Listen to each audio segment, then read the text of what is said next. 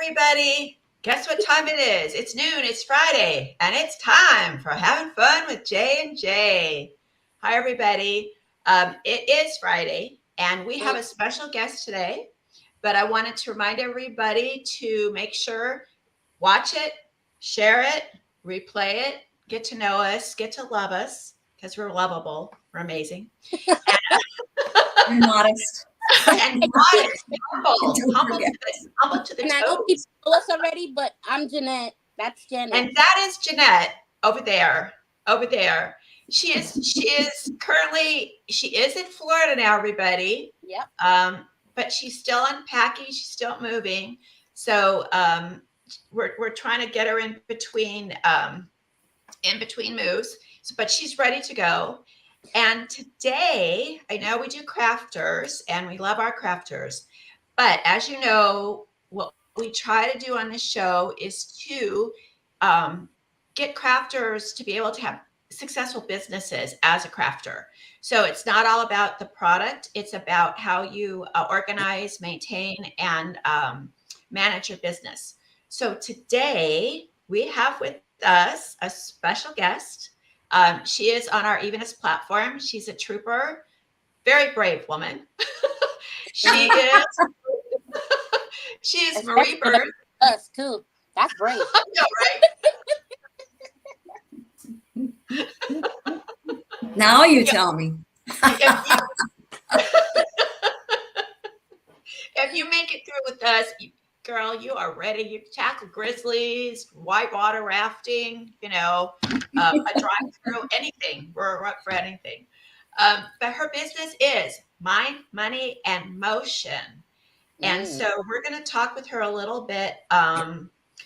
Basically, what we want to work with y'all about is we know that you want to craft, and we know you want to create, and that you have visions of where you want your product to go.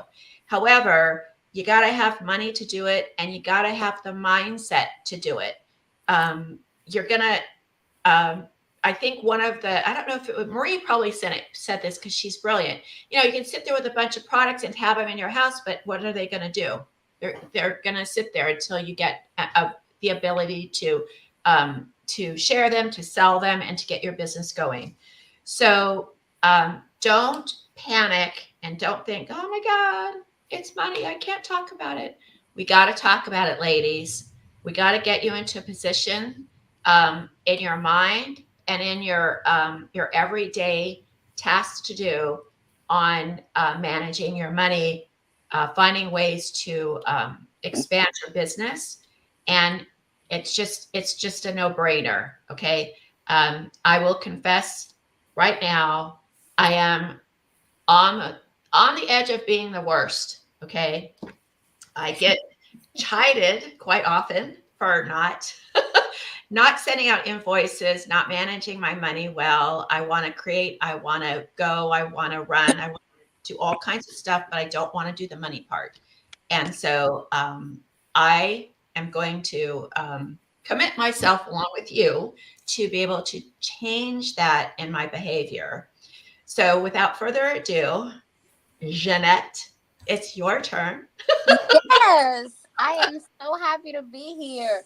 Okay, so one of the things that I always ask my beautiful people that come on is, how did you start your business? Like one day you woke up and you said, I am going to create Mind, Money, and Motion.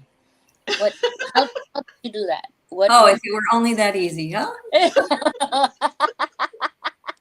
I don't know that I shared with you yet that this is actually my second career. I've been doing this over 20 years, but I originally started out as a registered dietitian.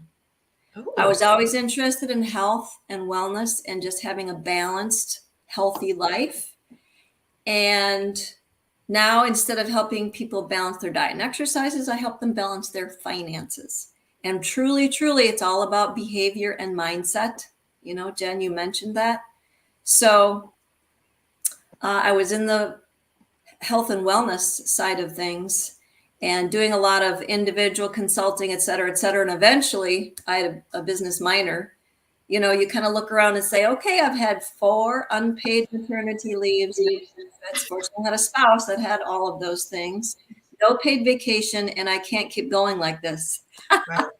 So I got a job at the local bank as an assistant to an advisor. And from there, it just kind of mushroomed. Now I'm a certified financial planner. I've been helping folks for, like I said, over 20 years.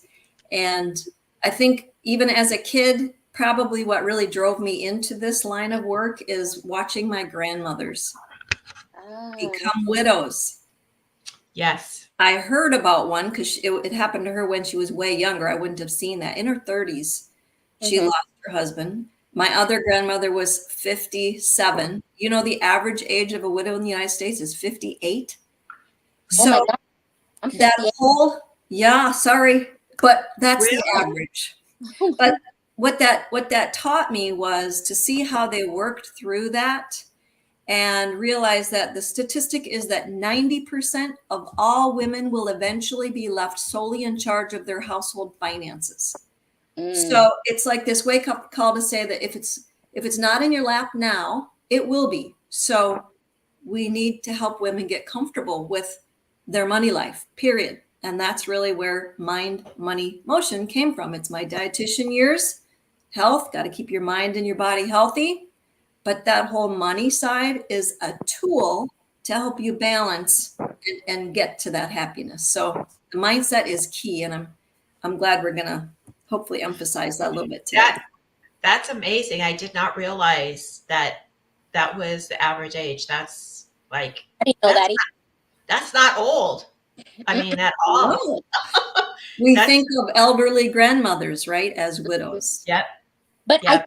I think in today's time, though, I think that was more like, and correct me if I'm wrong, but I would say that my mother, being of that era, because she would have been like 70 something. I think the women in the past were more subject to be left like doing everything when their husbands die, not prepared. Oh, than yes. women, because today's women, like myself, I'm retired, so I handle everything. So it's a different. Is there a difference because of the change in times? It's evolved. I mean, I think that's definitely how it was generationally before. And we call that there's research on this. We call that the driver and passenger couple. The husband was the driver, the wife was the passenger, and he knew everything, took care of everything financial. And she and my parents were exactly this. She usually was thrilled to not have to deal with that money stuff, right? Right. So today, for a lot of reasons, and Jeanette, you named one, it's kind of who's home and has more time sometimes as to which departments we take on as a couple. Mm-hmm. There's the driver and passenger, but then there's also the joined at the hip. You talk about everything financial, and you even make decisions together, but there's still one doer. A lot of times because they have more time or they're home and the spouse is on the road or whatever. Mm-hmm. So joined at the hip is safer for the spouse in the end, who has to do all of it because they're used to at least being aware. And then the best category actually is what the research found called the divide and conquer couple. You both know about it, talk about financial decisions, make them together, and then you split the duties. Maybe he does all the banking and you do all the investments and insurance, just as an example. Mm-hmm. So I do workshops on that, and I have driver women coming. I have joined at the hip women coming. I have divide and conquer rarely coming. It's usually the driver worried that her husband is the passenger and what's he going to do when she's gone? Or passenger women saying, I know I need to know more. I want to at least get to the joined at the hip couple category. Mm-hmm. Just being aware of where you are starts.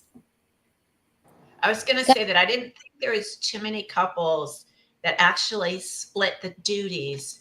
They may split the information, right? In a military, from a military standpoint, whoever's not serving as the person, which it's probably 70-30. 70% of them are men. The women, military women, the spouses know everything. They know socials. They know where everything's at. But in civilian life, I don't see two people sharing those duties too much. Mhm. Yeah. See, I'm in the boat. I'm the one. I'm the military, so I handle all the big stuff, and he handles all the small stuff. And we still conquer. But I know that I'm the majority. I worry if anything should happen to me, I'm gonna worry about him because Mhm. he doesn't know how I do things because he's never here. He's working, and I'm the one that's paying everything, and he doesn't even know how to pay my car note. Doesn't know how to pay rent. You know, he would be That's lost. not uncommon. Yeah. He would So, be lost. do you put them both? Like my husband's the same way. He would rather not do it. Mm-hmm. It's not that he can't. Yeah. It's that he would rather not. Mhm. And so I still make him do his stuff, like for his car and stuff himself. But do you bring them together in like a therapy thing? Like, does one person come to you and then you say, well, I think you got to kind of bring this other with you? Do you ever say that to them? Like, drag him here. I don't care. So my other business, Focus Point Planning, is actual financial planning with couples, and I will not work with them unless they are both involved in our conversation. Okay. But for education purposes, which is my Mind, Money, Motion business, is financial wellness education for women only. And so I'm talking to the women. Okay. And sometimes there's only so much you can do. You can bring a horse to water, but you can't make him drink. So if you're the driver and he's going to remain a passenger, you just have to, Jeanette, plan accordingly, although it sounds like he's already accustomed to doing some things. Yeah, I already have even my will and everything set up. I even got a POA, a power of attorney, that if anything should happen to me, they know exactly. Even my kids know where exactly all my documents are. I tell them the brown trunk, the brown trunk. Just look for the brown trunk, So I tell them like that, and my kids they don't want to talk about it. They don't, Mom, if you something I don't want to. I'm like, oh please, you got to talk about it. Come on, And that's the reason most people don't do that stuff. They think they're going to jinx themselves. If I buy life insurance, I'm going to die. If I do a will, I'm going to die. Guess what? You're going to die. So do it the nice way for your family. I just learned that too. And they say right now because you're gonna die anyway, so you might as well go ahead. It's not a fun subject, but it is important. So we were talking about yesterday, and you came and you have this thing that you send to people. What is that again? You were talking about it, and it was so good, and I like the theory behind it. We talked about it yesterday so much. I can't even pronounce the word. Oh, the test. Mm-hmm. Oh, the Enneagram. See, I can't say Yes. that. Yes.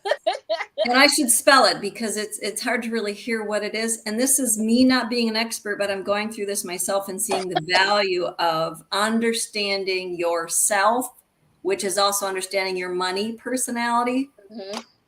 It's called the Enneagram, ENNEAGRAM. It's kind of like if people have heard of Myers-Briggs or the Colby assessment, kind of a personality test, kind of, sort of.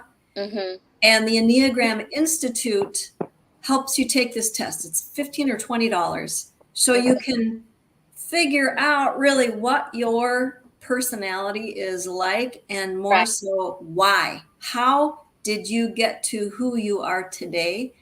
And just like your money personality, it all goes back to childhood.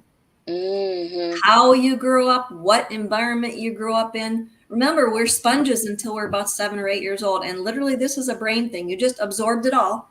Absorb everything you heard, saw, felt, experienced. You had no ability. Our brain has no ability up to past age 8 to filter that, to say, oh, that was bad. Yeah, that was dysfunctional. I am never going to do that. There is none of that capability. So you just are absorbing it all, which is why I feel most women I talk to feel guilty that they don't either have more comfort with money or feel like they should know more than they know. And my thing is, time out.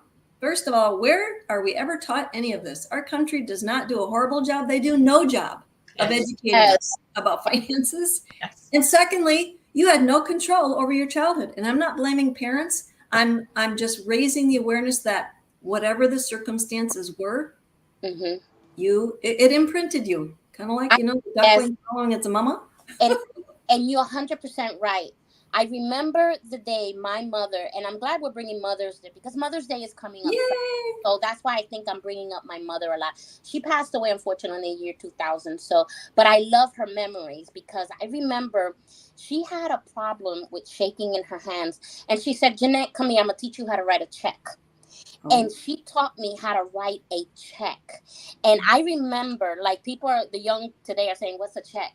You know, everything today, debit, you know, but you know, or a radio. Yeah. I know, right? I know, right? Or a phone book. No, forget it. The thing is, you know, I'll bring all of this together. You'll see how it comes into today's time. But my mother taught me how to write a check. So every month she would say, Janecita, sit in the table and I want you to write these bills out. And I said, okay. And she taught me how to do it, write the amount. The signature was very important. So she taught me how to write my name in script at the age of 6 years old. Woo. I was 6 years old. And I was like, it made me feel very special. Like I can write checks and I want a purse. I wanted makeup. I wanted $1 in my bag with a quarter because I was big and grown at 6 years old. Okay. Now, as I taught this, my mother taught this to me. Guess what I did with my daughter and my son? I did the same thing. Sure. And this is why I get mad. And I was a teacher for 19 years in the system as well. And I was livid when they cut off the penmanship. Yeah. Oh. And I had to teach my daughter and my son how to sign their name. And I remember my son giving me a fit. Why I need this for? You know, and it's because you're gonna need to sign your check when you get paid. Oh, okay. You know, there you go. Many talks. So this is what I'm saying. What I got, I taught. Mm-hmm. You see, I agree with you 100%. Mm-hmm. So, okay, we know the money part and the mind part. So you have mind, money, and what was the other word? Motion. So where does the emotion come in? The motion is kind of twofold. It's reminding us to keep our bodies active because my whole thing is the more you take care of your mind and your body, the less you have to worry about running out of money because good health costs less. Mm-hmm. That's not the only reason we do it, but you can enjoy life more. So the motion of staying physically active, but also keeping your mind physically active. So it's all intertwined. Mm-hmm. But it's the active. Keep yourself active and always trying to move forward with. Well, I think the old notion of retiring. Mm-hmm. I know we're all just amazing women, but I'm going to say we're mature, but all of us have things that will keep us going. You know, I'm never going to retire unless they pin me down. I think once I go in the afterlife and I'm going to get hopefully somewhere to heaven, I'm going to be, you know, talking to the Lord about, I know I can make a business for you. I know you know, I know I got a job for you. So I think, you know, the idea of retiring, you may retire from your old position, like you were doing something before, and then they say, well, you're too old. You can't go do anything else. Or, you know, one thing leads to another, and you've got to stay active. And that will help your physical, because I've seen it so many times when people, quote, retire and they're sitting around and they're watching TV and they're not doing anything, and it ages you like before your time. And that's why I'm so glad, Jenny, when you approached me, because getting there, I was like, I did my business and I am retired from the military. I am retired from a teacher. I am living that retirement life 10 years before it's supposed to happen. So I'm happy, but at the same time, it's like, now what? So now you may be retired from that career, but you're not retired from life. That's right. And I have to be busy, because in my mind, I've seen so many people who in the military that, you know, unfortunately, that's all they know, full-time, 30, 40 years in the military, and they don't know anything else, and they're afraid to retire because what now? And that's where we have to come in and be talking to them and say, you have all this life now, you can relax and do this, but they don't want to. They still stay busy. They gotta stay Right. busy. And I think too with women, you work mostly with womenry. Is Mm, that In men. financial planning, it's couples and eventually women, just because of that Yeah. statistic. 80% of men die married, 80% of women die single. So that whole widow and divorce thing. And divorce, 60% of marriages end in divorce, 70% of second marriages end in divorce. And then it's more than that for the third and beyond. So that whole being single at some point is so highly likely for all of us for a gazillion reasons. and women traditionally live longer than men. On top of it, yep. And so, But, go ahead. the whole, you're talking about retirement. They call it the new retirementality.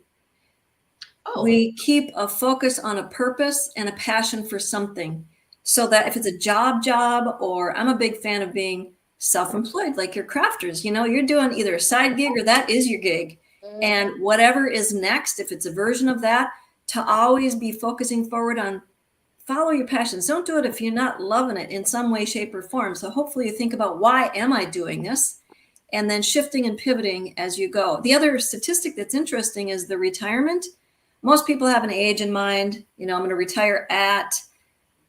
Majority of Americans end up retiring 3 to 5 years sooner than that age they had in mind, for a variety of reasons. Caregiving, the economy, jobs, you name it.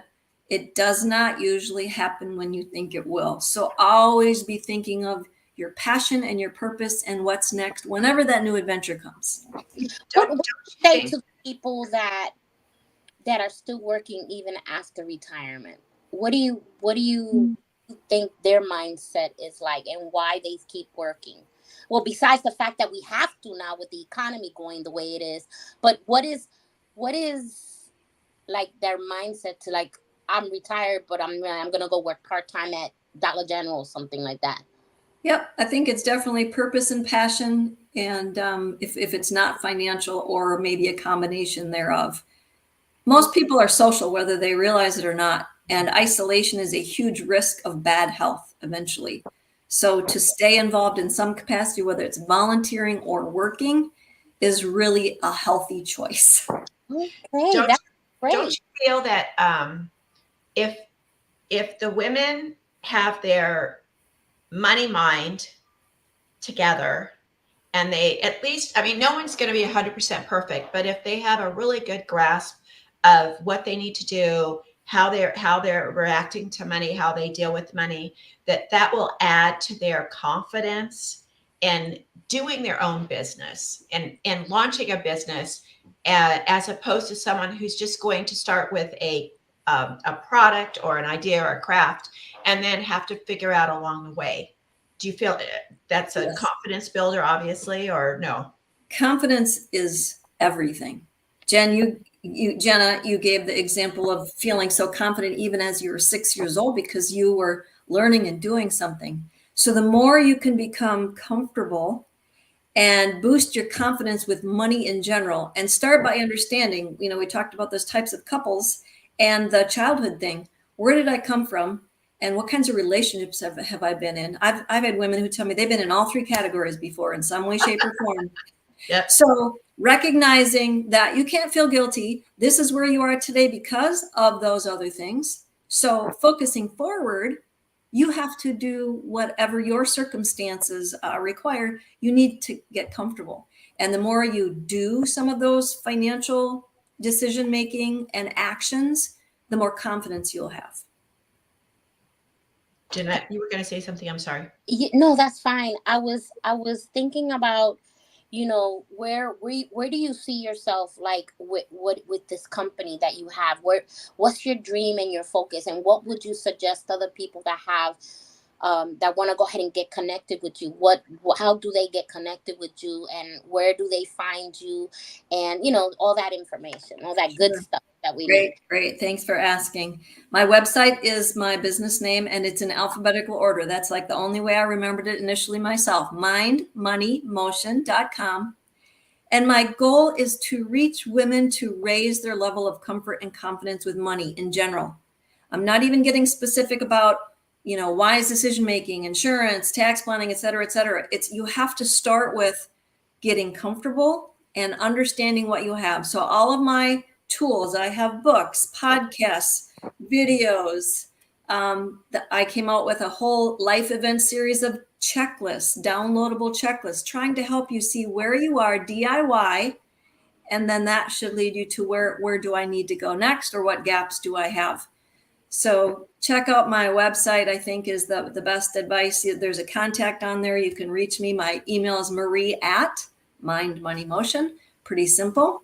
But my goal would be to somehow reach so many more women, because we all need this at some point. I used to do widow and divorce retreats. And at the end of every day, these women would say, every woman needs this. This is not just for those of us in these two categories. Every woman needs this information. So that's my soapbox. Less worry, more life. That's my goal. You can also find her at www.evenashops.com, because she's one of our businesses there. And again, it's like so important what you just said. And women have to start embracing this as another tool in their whole repertoire of what they're doing with their business. Absolutely. Even if you're just a small, it could be a young woman who's starting a little crochet shop, right? And you got to know the difference between this and this. But if you don't have your mind right with how you deal with money, it's going to be difficult. Yes. So we're bringing you people like Marie who can help you. All of our people are people that are available. They're not going to gouge you. They're not going to, take you on that big ticket item.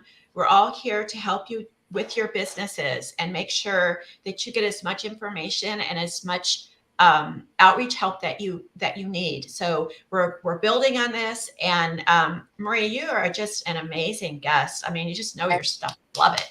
Yes.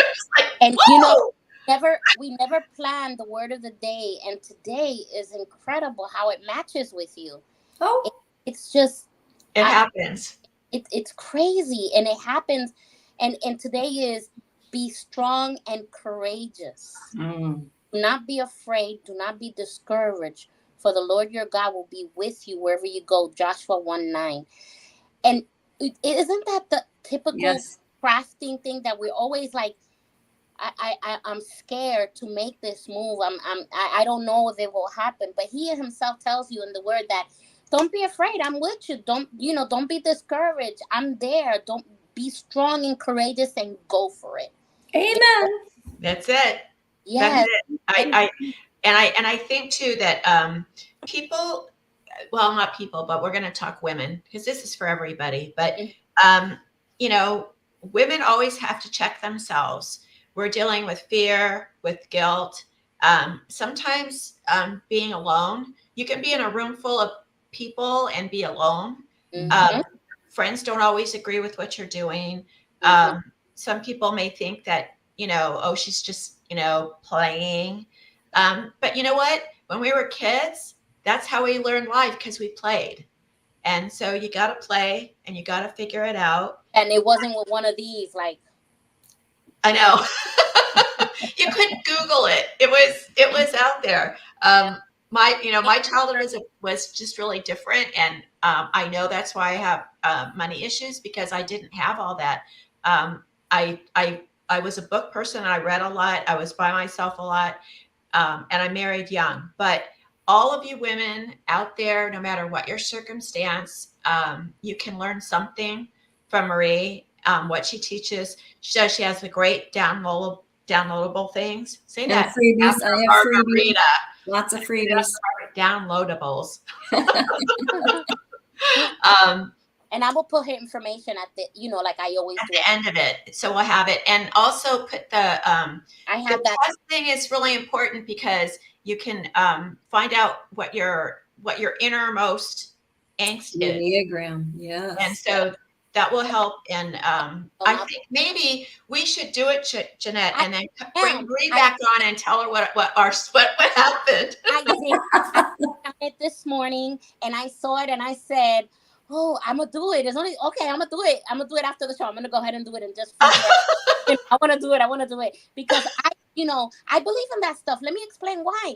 My counselor in high school did the Myers-Briggs on me, and it told me I was going to be a teacher, counselor, and a stewardess. I said, well, I was too short for a stewardess, but I became the teacher counselor. So I was like, okay, so, and I took it again, and the Army came out the same thing. So that Myers-Briggs is no joke. And if this is like Myers-Briggs, I'm definitely going to take. I want to see what my money mindset is. Yep. All right. Research. So Marie, will you come back and analyze? Absolutely. Yes, that would be great. You will take it, and then she comes back and she says, "This is what." That'll be a great. Yeah, we'll do a follow up. So this is only do a follow up on that in part 2.